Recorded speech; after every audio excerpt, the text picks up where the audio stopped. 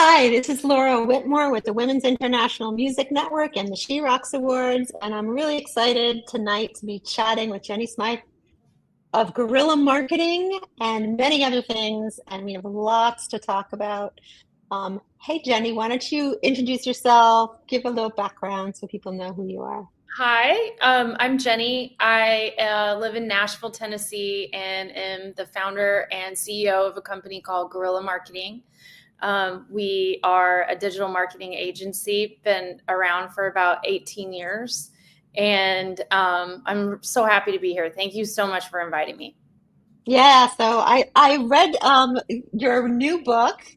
I'm going to read the title because I didn't want to forget anything. Becoming Girilla, My Journey to Unleashing Good in Real Life, Online, and in Others, which I love that. Before we jump into the book, I just want to say, like, you're digital before digital was a thing, right? So, Digital when they still thought that we were IT.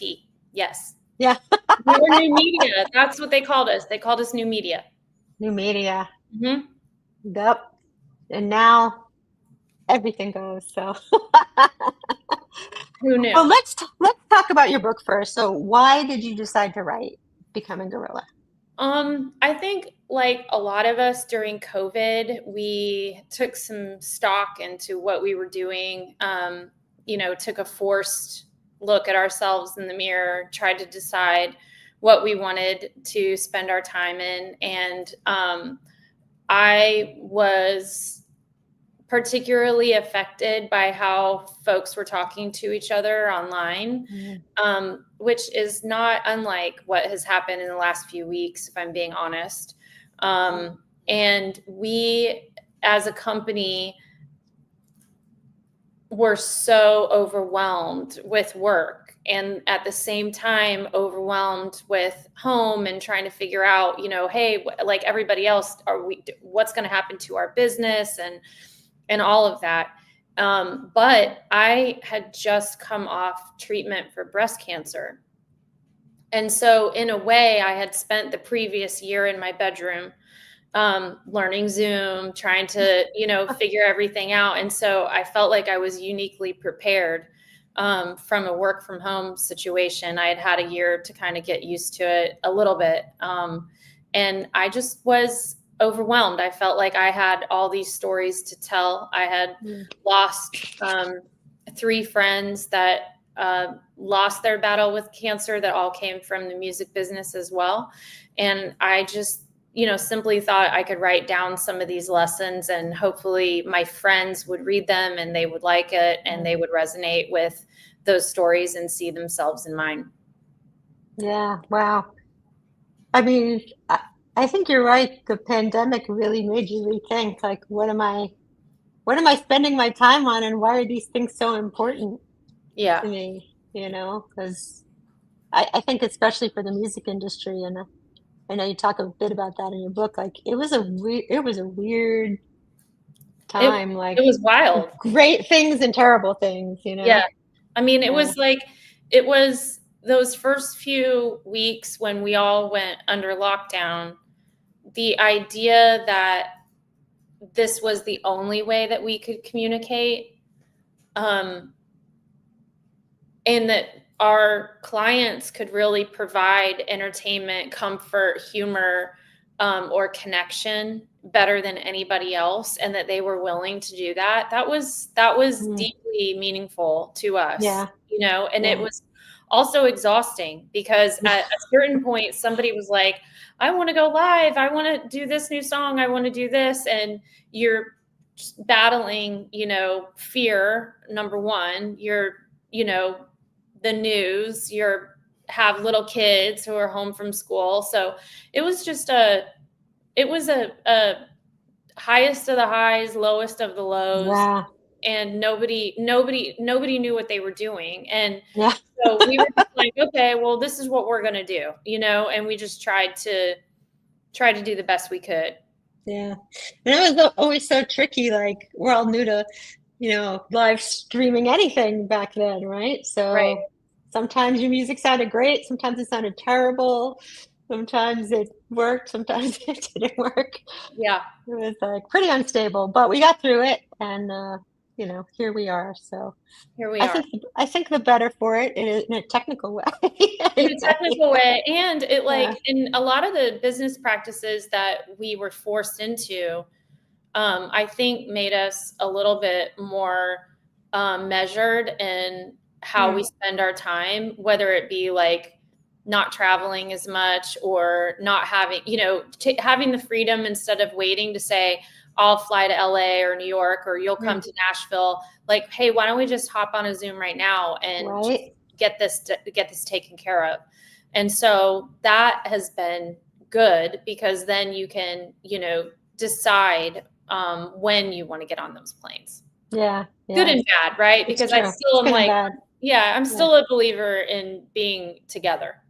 Yeah, I am too. I think that there's something really, I don't know, there's something different about being in a room together and the energy that you create when you're with somebody physically. Like you can't poo-poo that. Like that's a real No, thing. So you can't. yeah, yeah. So in your book, you start with this question that your father asked you, which I have actually thought about a lot. It's actually, Okay. I'm getting a little emotional since reading your book. The question was, if you knew your life was half over, what would you do with the rest of it? And when I think about my life, it's definitely more than half over. No one's going to live to Well, that age. mine So too. I mean, that was a while ago, but yeah. yeah.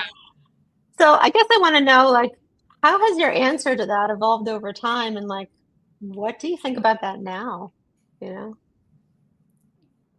Well, I think to just start out to say that I don't think it's uncommon for people to have strained relationships with their parents. Mm, And I'm 48 years old, and we just, in my family, we just didn't really talk about things that were heavy like that. We just, there were mm, certain paths as, kids in my family that you were going to follow. You were probably going to go to college. You were probably going to get a job. You're probably going to get married. You're probably going to have some kids, and, you're going to try to do the right thing. But I had this like amazing experience by watching both of my folks do those things and be absolutely miserable. And so, in a way that was, hard as a kid, but like it was a gift as an adult and a young adult who was empowered to make different decisions. But my dad and I did not talk about important things. Like we kept our conversations pretty limited to the market, the Denver Broncos, the weather. We like to talk about sneakers, like these things. Um, but my dad worked for an oil company for 25 years and took an early retirement. And I remember him literally burning his suits in the alleyway of his condo. mm, And he kept one, and he said that's for weddings and funerals. And he wore tennis shoes every day of his life. And I just remember thinking, that's so crazy. Like, why would you put on this mask and, mm, this whole thing, and you're kind of miserable, and it seeps into all your different parts of your life. And now at a certain age, he's just now enjoying it. And then he gets pancreatic cancer. And so I'm like, I mean, you don't have to be a genius to read the room. And I was just very like affected by that. Like, why did you live like this? And mm, there were answers. Like there were, expectations, there were children, there were budgets that needed to be, made, like all of those things. But my dad, and I called him by his first name, and I called him Pete, and him asking me that question, I don't even know if he was lucid when he asked me that question. mm, And that's why I feel like it was a divine intervention, because mm, there's no way he would have intuitively had a conversation with me like that in that environment. And I don't even remember him really being awake when I answered it, but I answered it. And I would say that this many years later, because I was 30 at that time, right around 30, And, I wasn't a parent or any of those things. I would say that I would just add, to the two things that I said I wanted to do was start my own business and travel more. I would just say share those things with my children and be here as long as I can for them. And that's kind of it. Yeah. I mean, it sounds simple, but it's pretty lofty, because you get distracted, but having that documented and having that be like sort of an ethos that you live by keeps it pretty real. I do think there is like some power in like saying it out loud, writing it down, like I agree. having a directive for yourself, because you're right. Yeah. You could just like every day just flies by. You know? And like when you talk to other people about it and you see that their wheels start turning, that, it's okay if you change your mind about what's important to you. In fact, you should.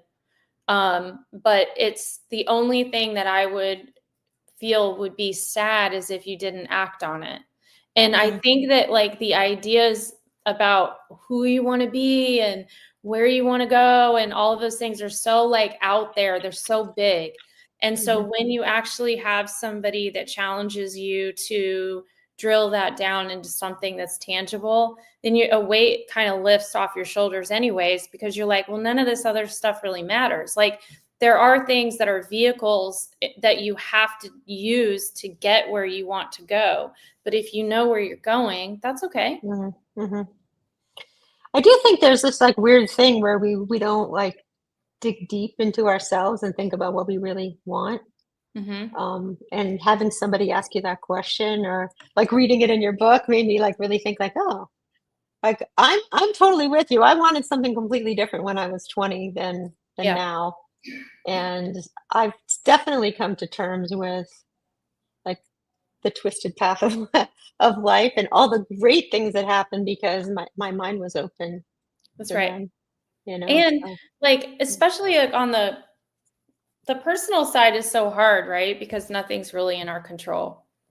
And the professional side, I guess nothing's really under our control anyways. But the professional side is interesting because I spent a lot of time talking to college age students now.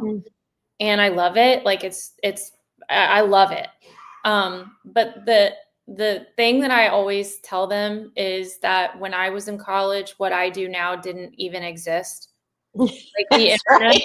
So I was like, just do something fun, like just do something that keeps things moving forward.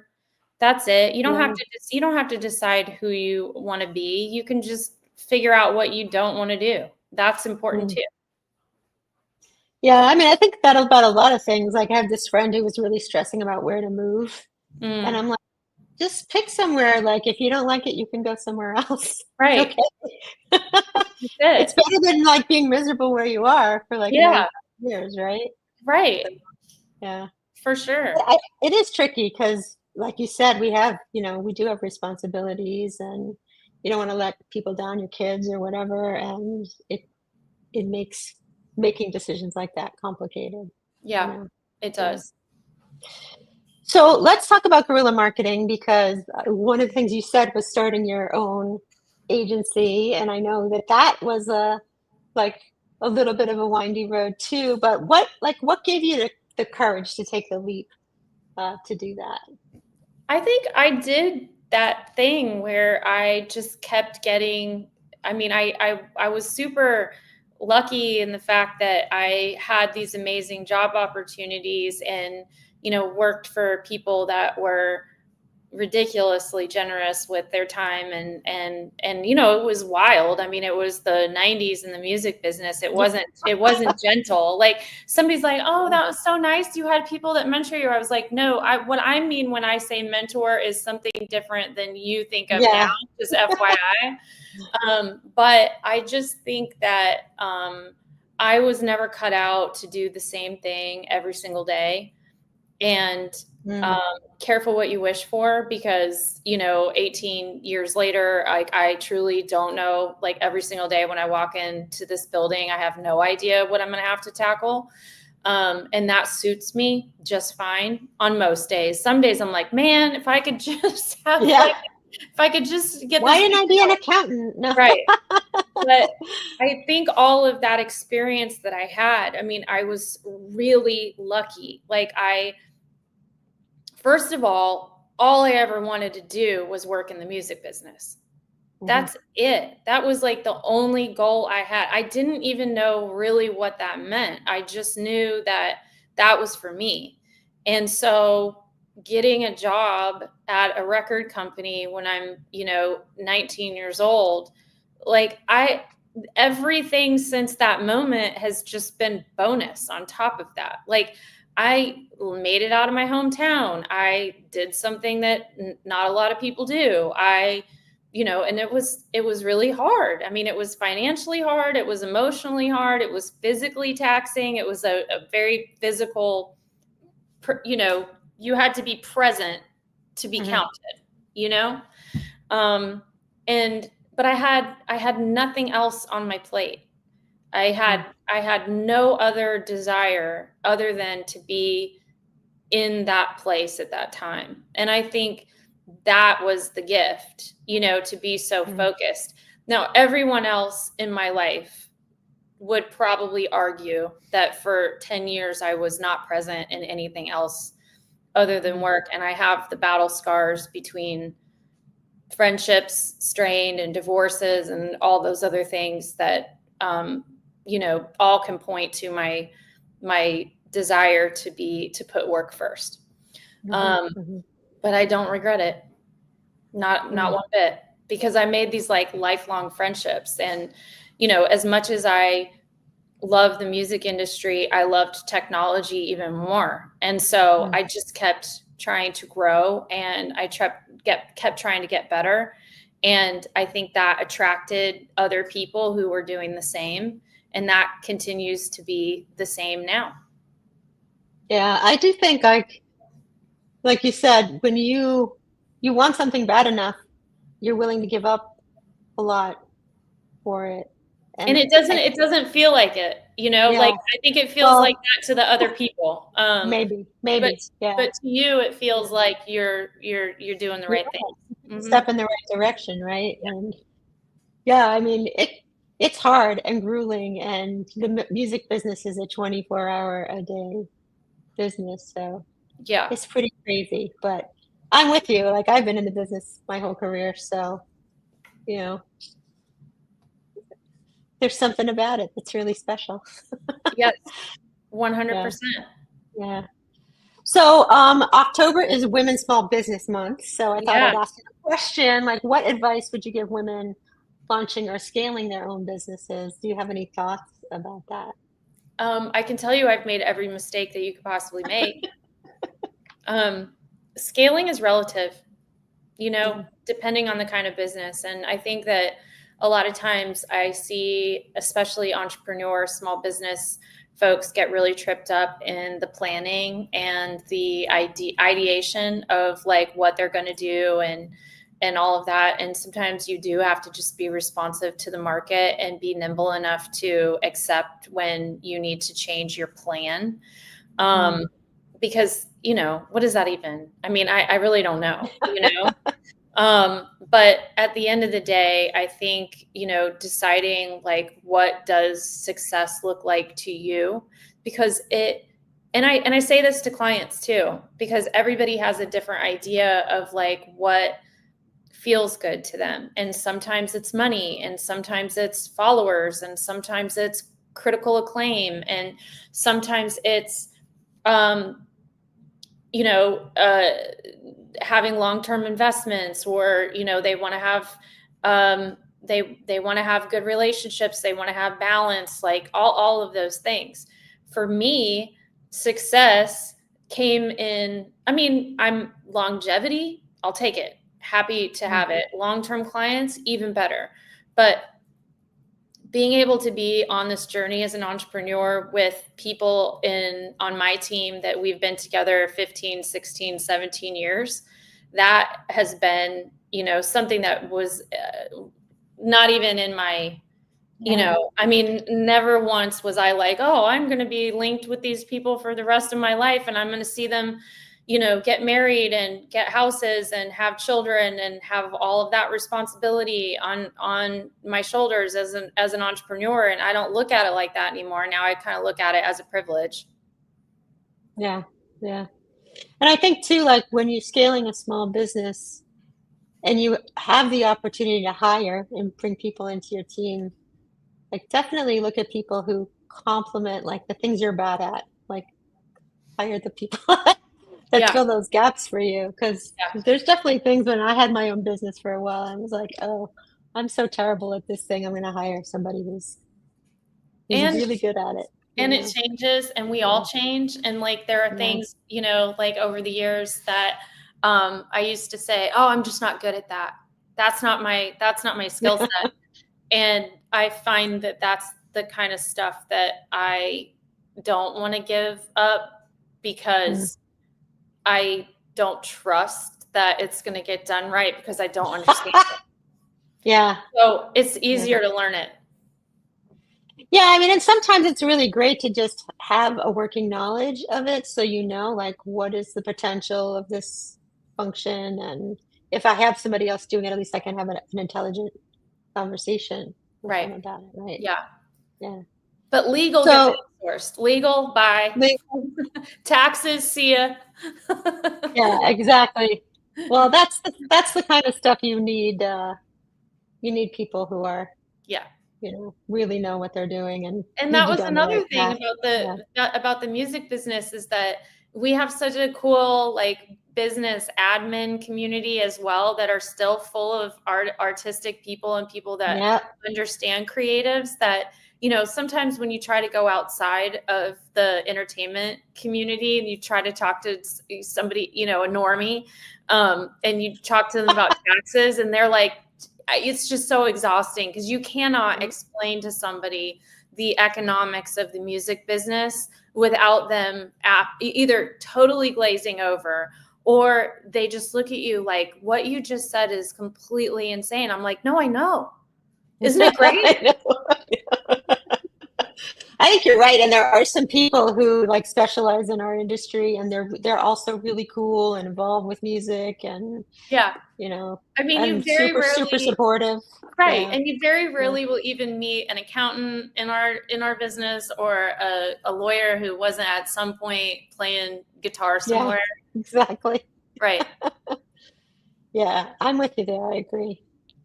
So you've worked with like this amazing roster of artists, you know, Willie Nelson, Blondie, Kristin Chenoweth, so many people. Like what lessons have you taken away from working with these big name talents? I mean, anything you can share? Oh yeah. I mean, I'll give you an example. Tracy Lawrence is one of my favorite people to talk about as a business owner because we worked together for a while, and this was actually like during COVID and whatnot, and we were struggling a little bit internally with the right resources on the project. And he called me and told me that he wasn't happy. And but the way he told me was he was like, hey, how do we figure this out together? So it was never a like, I'm unhappy and I'm not willing to work with you or any of that. Like, it was like, hey, I really like you. I really respect you. And as a business owner to another business owner, how do we get back on track? And I just remember how kind that was. I mean, it was scary because I was like, I don't want to disappoint anybody. But I was so overwhelmed with the kindness in that. And again, it wasn't like a gentle push, you know, it was definitely like, you know, like something's wrong. We got to figure this out.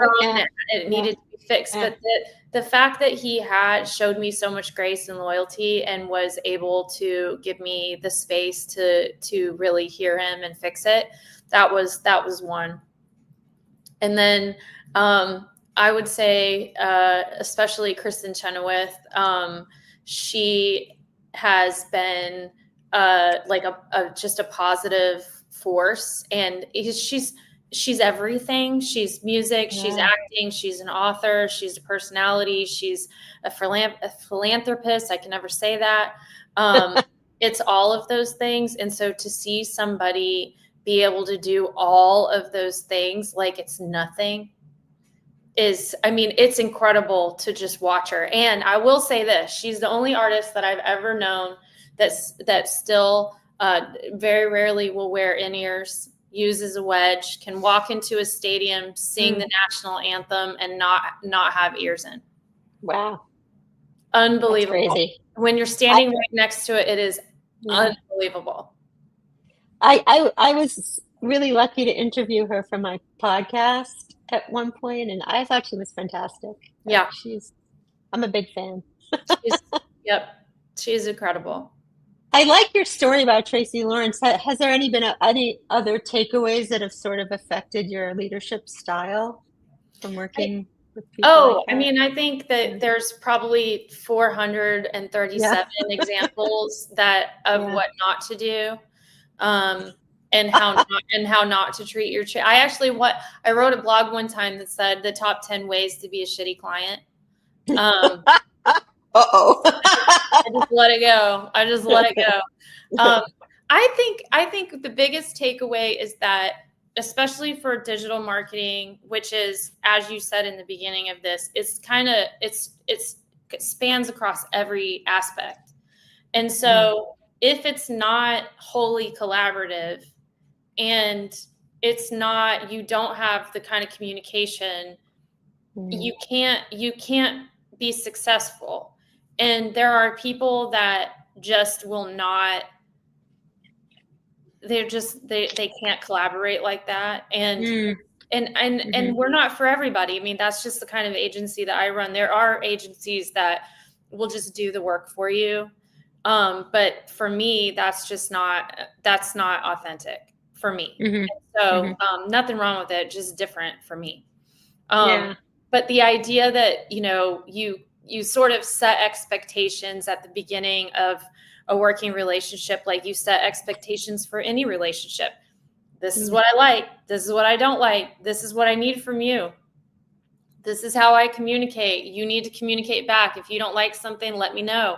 If you want more of something, let me know. If you're tired, you're hungry, you have a bad attitude, like all of that, let me know. And I'll try to carve it out a different way. And I am that way too. And so I recognize, there are certain times of the day that I am better at certain tasks. And so I get better, I think, the older I get. So I try to do that. But I came in real hot in my 30s. Like, it was my way or the highway kind of situation. And I think that worked sometimes. And, but now I'm like, well, maybe there is a different way to do this. Yeah.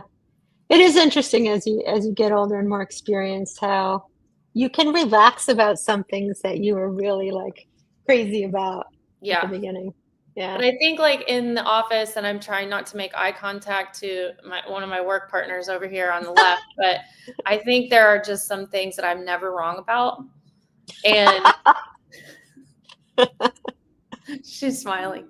But there are certain things that I just have seen so many times now that I can see it coming down the road pretty, and so it's painful when you know that you can maybe head off a problem at the pass, but that like somebody might need to learn that lesson a little bit. So you gotta, we pick our battles. Yeah, it's like parenting. Yeah, it is. So in the book, you talk about your battle with cancer, and I want to go there for a minute. And actually, after reading your book, I booked a mammogram. So there you go. That's it. We can just end this right here. That's all I want. Like that. I'm like, I'm really good about it, but I didn't have one this year Thank yet. you. So. Thank you. So how did surviving cancer like redefine what success means for you as an entrepreneur and a CEO and a person in business? I think for me, it was about sort of the things that we were talking about before. I feel responsible for the people. And also, I thought I was going to lose clients. And I thought like the weakness, was going to take out the business, could, ruin opportunities for my team, etc. And the reality is that, again, my love letter to the music industry, I got more clients and more friends stepped around to try to help. And I didn't really know how to let people help me, at certain points. Like, I remember feeling very overwhelmed that I had told anybody, and actually regretted, at certain points of the journey, saying something, because then it was like all anybody was talking to me about. And there were days where I would feel okay enough to go to the office, or I was going to have a meeting, or, I was looking forward to, or felt good enough to go to my kid's school to do something, whatever it was. And then inevitably the dreaded, how are you, comes, and you're like, oh, like I was fine until right now. But the thing is like, now that I've had some years, I'm still not always great about that, because I feel like there's so many other things to talk about. But advocacy for detection, advocacy for research, advocacy in the political sphere, that has become a part of my life that I never signed up for, but my skill set through work, through Girilla, and my personality has made that like, if it's not me, who's it going to be? So now I feel like it's just a part of who I am. And in a way, and again, I'm not grateful for cancer. I'm never going to be one of those people that's like, oh, well, it just, I turned me into a better person. I was like, no, honestly, fuck that. Fuck cancer. I wish I never had it. I really do. But the reality is that now I can help people in those moments. And I hope I can help people in those moments. But it's so prevalent, and it's, as the dreaded pink washing of October comes, used to make me really angry. And now I'm just like, yeah, you know what? The thing is, though, is that it's an opportunity to, people just don't know. They don't know what to say to you. They don't know what organizations to follow. They don't know what products to get behind, to support. And I can be that voice. Yeah, I mean, and I don't think there's anything bad about talking about those things and sharing that with people, because you're right. I think people just don't know unless you're there and you've had to, well, even when you are there and you have to go through it, like, you struggled, like, what do you do next? Who do you talk to? What feels right? What doesn't feel right? How do I ask for help? Like, and I mean, it's always weird. I thought, like, I didn't have any problems, like, talking to the people, like, in my community and my friends and all of that. But I did get talked into doing an article for People. And then that's when, like, the band, I mean, it was like, oh my God. I was like, my boobs are on the internet. That's crazy. Crazy. Yeah. So I was like, okay, I guess I'll, so it was really amazing to get the stories back that people were scheduling their mammograms. And now, I mean, every week I get somebody that's sitting in the waiting room and they're like, just so you know, I'm about to get the squish. And I was like, awesome. Awesome. So it worked. Yeah, it was worth definitely. It. I mean, and I think it is good to be like supportive of each other, and there's something about vulnerability that people respond to. It's kind of like what you said even before. Oh, all the mistakes that you made in the past. I mean, there's actually this podcast I listen to. It's called the Radical Candor Podcast. It's about management. Great. And one of the reasons I like it is they talk about all the dumb things they've done. Yeah.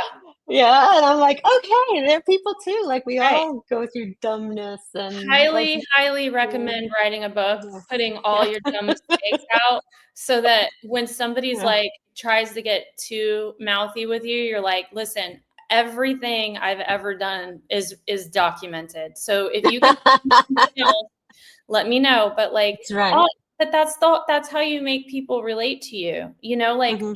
I don't know when this switched, but you know, there was a time where you had to really pretend that you knew everything. You had Mhm. to Mhm. keep your, you know, you had to keep your appearance up. You had to, you know, you had to talk about nothing unpleasant. You know, you had to be the first person at work. You had to be the last person to leave. You couldn't have a personal life. Like, God help you if you have children, you can't talk about it. You know, all of those things. And that was like measured as like a sign of strength. Mhm. Well, and I think particularly for women, I mean, I've heard so Yeah. many horror stories about women in the music business hiding their Mhm. pregnancies until the last possible moment because it's real. Right. It's a real thing. Yep. Yeah. I'm hoping it's a little better than it used to be, but I don't know. Like I mean, I, I wouldn't yeah, know because I work in yeah, an office full of women. yeah, So and that's part of it, right? Because yeah, I yeah. saw, I think actually just going back, you're like, oh, you know, what are you most proud of? That, Mm, because mm, that wasn't a thing. I mean, so for me, like yeah. I know that there are companies full of women, so like before anybody comes to, you know, hate on me on that. But like I didn't know anybody that was doing what I Mhm, wanted to do on that scale and intentionally do it that way. And yeah. I'd say like maybe 5 to 7 years in, I think it was 10 years in, we did an article celebrating the 10-year, and I got my first hate mail from a man, and it was so great. I was like, this is fantastic. Now you've made it. Yeah. And he was like, you're a sexist. And I was like, yeah, absolutely. And he's like, somebody's going to sue you. I was like, I will make it the platform of my life. Let's go. Let's go. Let's Yeah, let's go. go. I He's like, dare you. yeah, okay. I'm like, you're beating up on me on Facebook. Like, okay. Like, Yeah, I'm easy to find. Come on. it's crazy. Well, I want to give a shout out to Music Health Alliance, and you talk about them in the book, and Yeah, they're an organization, I think they're based in Nashville, right? they are. Hmm. Who help people in the music industry navigate medical issues and health insurance and all that kind of thing. And I've actually worked with them in the past for myself, but an amazing organization. Yeah. And I it's, mean, um, Tatum, the founder and the CEO, um, started in the music business, um, understands the music business, loves the music business, loves creative people. I would say she is one of the most creative people that I've ever met. And funny, by the way, very funny.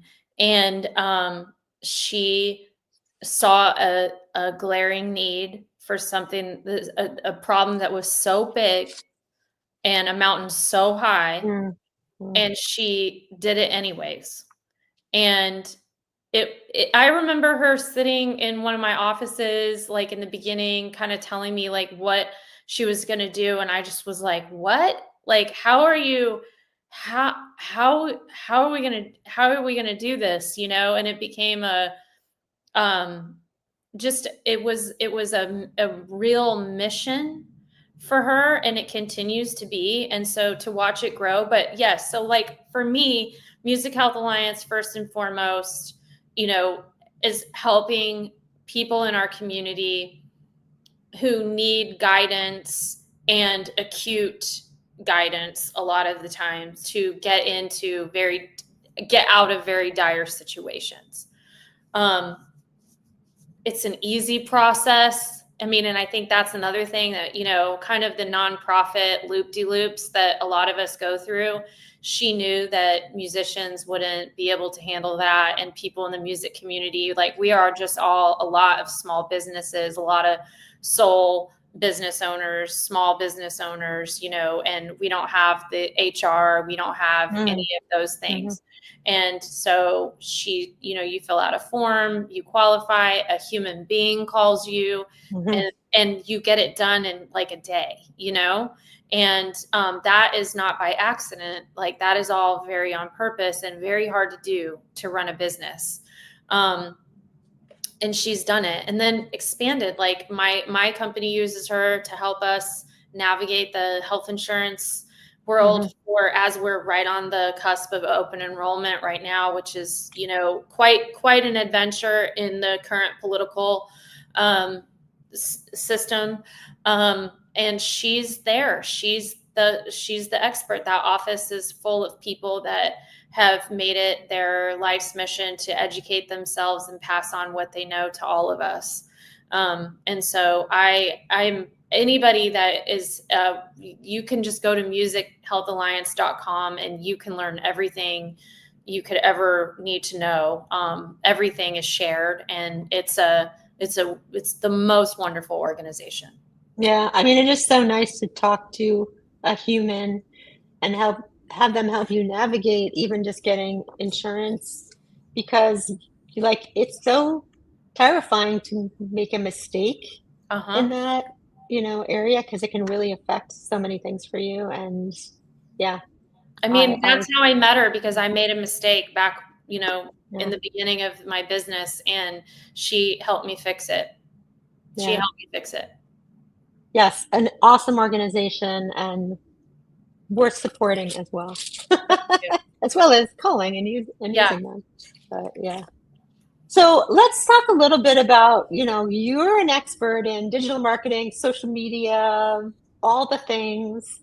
So what's the thing? I mean, to me, like, the thing now is AI, but what's the thing for you? I mean, I really can't get out of a day without talking about AI. So if you want to talk about it, we can. I don't know if I do, but I mean, I'll say this, and especially on social media too. Every generation has their thing, right? We had the internet, then it was like, downloads, and it was MP3s, and then it was streaming, and then it was social networks. Now it's AI. It's ever evolving. And I will say what makes AI a little different than all of those past iterations that I've been a part of since I've been a consumer and in the business is that it's already integrated into everything that we use, So it's not a choice. You don't snuck in there. Right. Like you're not like, you're using it every day, whether you're using it. Yeah. Like whether you know it or not is happening. And I think a lot of us, the fear mongering that happens online about the technology is not unjustified. I mean, it's especially when you're talking about specifically on IP, but for a lot of us, we have been suffering for years with the social networks on imposters and impersonations. And all of these things. And so what I think it's doing is it is shedding light on some other problems that are fundamental to the health of our business. And so for that, I give AI a little credit for helping shine a light on those things. But it's here, and there are, like any technology, it is a double-edged sword. And it will get smarter. We will become smarter. Certain things that we are up in an outrage about right now, in 5 years, we might think of a little bit differently. Yeah. I'll give us credit, a little bit of credit, that instead of trying to spend all of our money and our energy and our resources and trying to stop something from happening, which happened with streaming, social networks, downloads, all of that. We know we can't stop it. So how do we partner with it? And how do we make it a part of our community? Within reason, I'm certainly not, I can't really be stoked that Spotify finally got rid of some AI tracks. Like that should just be happening. Like we shouldn't have to applaud that. But I do feel like we shouldn't throw the baby out with the bathwater. Yeah, I mean, I think, I'm a marketer in my day job. I think that there's so many useful aspects of AI in business and in marketing, and it's just really about educating yourself and willing to have an open mind about it. But I agree with you. It's like anything else, a new social media platform becomes popular and you're like, oh, I don't even know how to do this. Like, I don't want to screw it up. Like, oh, and I think AI is that probably times 10 because it is so powerful. And I gave a really bad analogy the other day, but I'm going to try to polish it just a little bit. It's the VCR of our time. Like, do you remember? Like, it was just like people. Yeah, you could only watch live TV and then boom. Yeah, and it was so expensive, and people are like, I don't understand. There's a tape, and then you got to put it in the TV and all these cords. And what's going to happen? Like the whole world was falling apart because of this VCR. And then all of a sudden, in 5 years, everybody had one under the Christmas tree, and it was like $89, and it weighed 5 pounds. So and a million Disney movies on. That's it. Yep, 100. Yep. Yeah, I mean, it's true. Like the fact that you could watch something whenever you wanted to. That was a real. I mean, a lot of you guys watching may not know this, but that was a real shift in the way people consume media. We were laughing though in the Girlilla office because most everybody's significantly younger than I am, but I pulled the old off-air graphic that you used to see on TV channels with the stripes and it says off. And when everybody was and continues to be crazy online right now, I was like, wouldn't it be great if the heads of these technologies, like if somebody that like Elon Musk or Zuckerberg would just be like, you know what, you guys cannot have nice things. And we're going to just shut this down. Like you just log on to Meta and it's like, sorry, we're off the air and you need to go outside. Like you need to go outside and you need to talk to human beings. You need to go have a dinner off your phone and go talk to some people because you guys are being really mean to everybody. On all sides. It is like, I don't know if it's, I hate to say this because I don't want to be negative, but it does seem like human nature for us to gravitate towards like the horrible way that things can be used. And that's unfortunate. But it is because I remember what life was like before social networks. And I am so glad that I get to keep in touch with my friends and I get to see their kids' school pictures and their dogs. And I love a funny meme. And I am here for, some TikTok trends. Like it's fun. It's entertainment for me. But I don't like to see people that I know who know better on how to act. And they are it's crazy. So crazy. And then when you see them in person, you're like, what is your online, like, what happened to you, Yeah. Mm-hmm. Have you ever asked anybody that in person? Every day.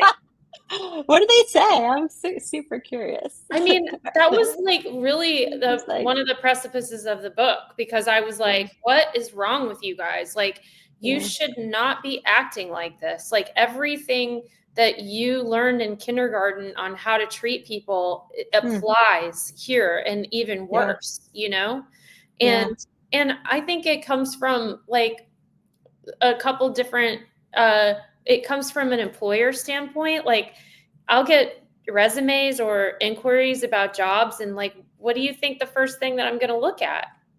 Right. And I was so lucky. I was a bad kid. Bad. And and there's no record of it, right? There's no record of it. I did not miss a party. I did not miss a party. And I know there's photographs out there, but like they're not living and breathing on Instagram. And I think how great that was to have some anonymity and some place, some, you know, even in my formative work years, if I left the office on Friday, and sometimes I got calls on the weekend. I mean, I wasn't like, I'm not Pollyanna about it. Like I definitely, you know, wasn't like, I didn't clock in and clock out, but if I made a mistake, I had a weekend to kind of get my stuff together, you know, and decide, like, I didn't have to keep reliving it.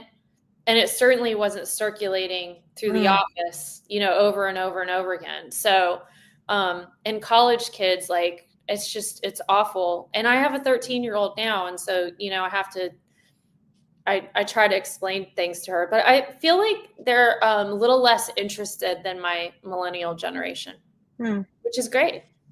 Yeah, maybe they can figure out how to balance it better. Yeah. I think they love the creative part of it, the videos, the creation, the photos, the graphics, etc., the art, but not so much the follower counts, which seems healthy. Yeah, that's definitely healthier for sure. Mhm. Yeah, okay. I'm gonna ask a couple of questions to wrap it up, but I just was thinking, you know, you've done so much. You have that windy path. You really worked hard. Like, is there something like you would go back and tell your younger self, like advice or thoughts about where you're at now? So I tell this story in the book, but I love to tell the story. So the best career advice I ever got was from a stripper. And she said, I'll just spare you how she said it, but I'll paraphrase and just say that she said, once you get there, don't mess up. And when you can, make sure you help somebody else.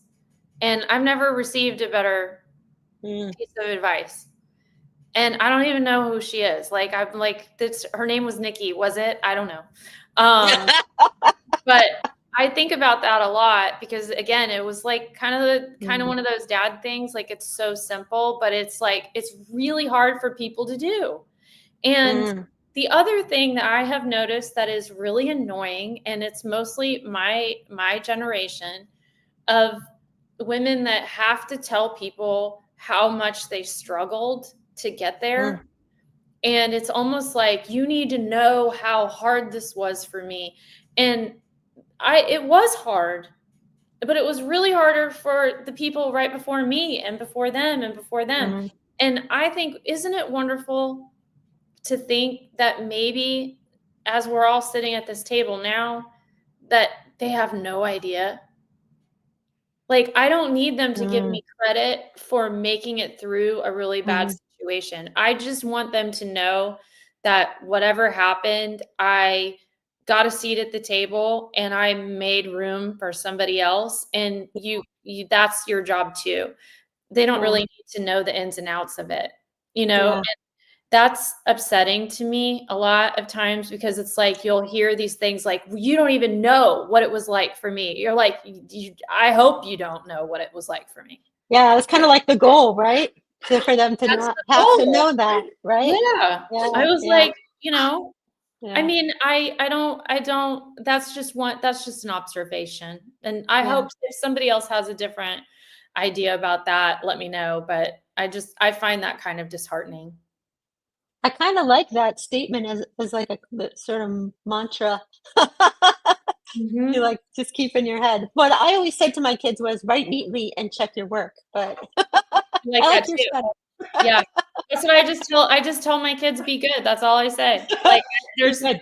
there's no Yeah, real parameters around yeah, there. yeah. And like, you know, I just hope that, like, when I'm not around, they're still good. Yeah, yeah, for sure. So, the book's out, Becoming Girilla. Yeah. Um, what's next for you? I'm gonna go to work tomorrow. Yeah, And I don't know what I'm gonna have to do. And I'm yeah, gonna enjoy that part of it. yeah. Um, but I am talking about advocacy. Um, Mm, Music Health Alliance has like a big fundraiser in the fall too, called Heal the Music, which you can find on mm, their website. And then I am kind of a full circle moment. I am going to San Diego with Susan G. Komen for a 60-mile walk, and delivering opening remarks. And I did that walk as a recent survivor a few years ago. And it really changed my perspective of it because it was just so massive. And I got to walk behind people that were 30-year survivors, you know, and Wow. oftentimes you hear about research and you hear about recurrence and, you know, things that have metastasized and all kinds of things as a cancer survivor that are always in the back of your mind. And so being in the physical world with people that are like 17, 30 years, you know, that, and they're doing great. There's something really, really powerful about that. Yeah. Yeah, that's awesome. Well, that's really inspiring, and I hope that goes well. And like I said, you made me think about I'm not a breast cancer survivor, but I'm a cancer survivor. I didn't know And that. I guess I was like 2006, I think. And it does change your perspective for sure. Yeah. I mean, we're I all was, part of a yeah, family that we didn't really want to be a part of, you know? yeah, yeah, for sure. But it does, I mean, like you said, a little bit of silver lining definitely has made me just go do the thing, you know? Yeah. That looks interesting. That looks cool. Like, I want to do it. Well, if you want to come walk 60 do the miles with thing. me, let me know. I might. Open invitation. Open invitation. And all of you watching, come Yes, walk. please. Yeah. Hey, do you know the dates of it? Yeah, this is the 16th. It's the 14th through 16th. And maybe if you could just share my Instagram, I've got links up, but Okay. even if you can't walk, even if you can't support, even just telling that, you'll see all kinds of people online, and just giving them encouragement is everything. Yeah, that's awesome. 60 miles is a long walk. It's 20 miles a day for 3 days, Yeah. and it feels like it sounds. Yeah. Bring good shoes. That's the Yeah. advice. Bring more than one pair of shoes. 3 pairs. That's 3 the pairs of trick. shoes. Yeah, One for 3 each pairs day. and about 15 pairs of socks, and yeah, we've got Well, a you whole. have 400, tennis shoes, so you're good. I'm good. Girl, I bought 3 new pairs just for this. Oh, Yeah, I'm because good. you had, a reason, so you could Yeah, buy I mean, some. it's a necessity, right? Yeah. Yeah. Yeah. Yes, I'd say so. Well, Jennie Smythe, thank you so much for sharing with us. Up next for the Women's International Music Network, we have a live in-person event, because in-person is good. It's called From Inspiration to Track, happening October 23rd in Brooklyn, New York at the Rock Nation School of Music. We're partnering with Rock Nation. It's going to be hosted by the lovely and fantastic artist Asia, and featuring Divinity Rocks, Miette Hope, and Morgan James on our panel there. They're going to talk, they're going to perform, we're going to network. It's going to be awesome. It's free. You just have to register to join us. So please go to our website, thewomen.com, THEWIMN.com, to find out more and to register for free. Hope to see you there if you're in New York, or come to New York just to go, because why not? October 23rd. So thank you all for watching, and thank you again, Jennie. Thank you.